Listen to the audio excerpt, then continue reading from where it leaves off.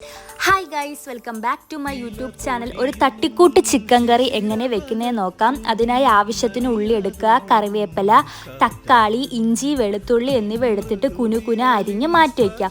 പിന്നെ നമ്മളൊരു പാൻ വയ്ക്കുക, അതിൽ ആവശ്യത്തിന് വെളിച്ചെണ്ണ ഒഴിച്ചു കൊടുക്കാം. വെളിച്ചെണ്ണ നല്ല രീതിയിൽ ചൂടാകുമ്പോൾ അതിലേക്ക് ഉലുവ ഇട്ട് കൊടുക്കാം. ചിലർ കടുകിടും കേട്ടോ, ഞാനിവിടെ ഉലുവയാണ് ഇടുന്നത്. ഉലുവ ഒന്ന് ഇതാവുമ്പോൾ അതിലേക്ക് ഇഞ്ചി, വെളുത്തുള്ളി, കറിവേപ്പില എന്നിവ ഇട്ടിട്ട് നന്നായിട്ട് മിക്സ് ആക്കുക. അതൊരു ബ്രൗൺ കളറാകുമ്പോൾ നമ്മൾ നേരത്തെ അരിഞ്ഞു വെച്ചേക്കുന്ന സവാള ഇട്ട് കൊടുക്കാം. ഞാനിവിടെ ഒരു 4 സവാള എടുത്തേക്കുന്നത്. നിങ്ങൾക്ക് ആവശ്യത്തിനുള്ള സവാള എടുക്കാം കേട്ടോ. സവാള ഒന്ന് പെട്ടെന്ന് വഴണ്ടി ഇട്ടാൻ വേണ്ടി അതിലേക്ക് കുറച്ച് ഉപ്പിട്ട് കൊടുത്തിട്ട് നന്നായിട്ട് മിക്സ് ആക്കാം. അതും ഒരു ബ്രൗൺ കളറാകുമ്പോൾ അതിലേക്ക് നമുക്ക് തക്കാളി ഇട്ട് കൊടുക്കാം. ഞാൻ ഒരു തക്കാളിയുടെ പകുതിയായിട്ട് എടുത്തേക്കുന്നത്. നിങ്ങൾക്ക് ആവശ്യത്തിനുള്ള തക്കാളി എടുക്കാം കേട്ടോ. എന്നിട്ട് അത് നല്ല രീതിയിൽ മിക്സ് ആക്കിയിട്ട് അതിലേക്ക് നമ്മുടെ ചിക്കൻ ഇട്ട് കൊടുക്കുക. ചിക്കൻ ഒന്ന് മിക്സ് ചെയ്തിട്ട് കുറച്ച് മഞ്ഞൾപ്പൊടി ഇട്ട് കൊടുക്കുക.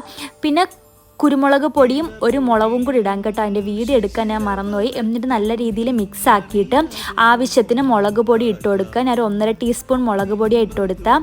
പിന്നെ മല്ലിപ്പൊടി ഇട്ട് കൊടുക്കുക, ഗരം മസാല ഇട്ട് കൊടുക്കുക എന്നിവ ഇട്ടിട്ട് നല്ലതുപോലെ മിക്സ് ചെയ്തെടുക്കുക. ആ പൊടികളെല്ലാം ചിക്കനിൽ പറ്റണം. അപ്പോൾ നല്ല രീതിയിൽ ഒന്ന് മിക്സ് ആക്കുക. പിന്നെ അതിൽ ആവശ്യത്തിന് ഉപ്പിട്ട് കൊടുക്കുക, വെള്ളം ഒഴിച്ചു കൊടുക്കുക. പിന്നെ ഒന്നും കൂടെ മിക്സ് ചെയ്യുക. മിക്സിലാണ് എല്ലാം ഇരിക്കുന്നത് കേട്ടോ. നല്ല രീതിയിൽ മിക്സ് ആക്കുക. എന്നിട്ട് ഒരു 5 മിനിറ്റോ 10 മിനിറ്റോ അടച്ചു വെച്ച് വേവിക്കുക. എന്നിട്ട് തുറക്കുക. ഒരു തട്ടിക്കൂട്ട് ചിക്കൻ കറി റെഡിയാണ് കേട്ടോ. അപ്പോൾ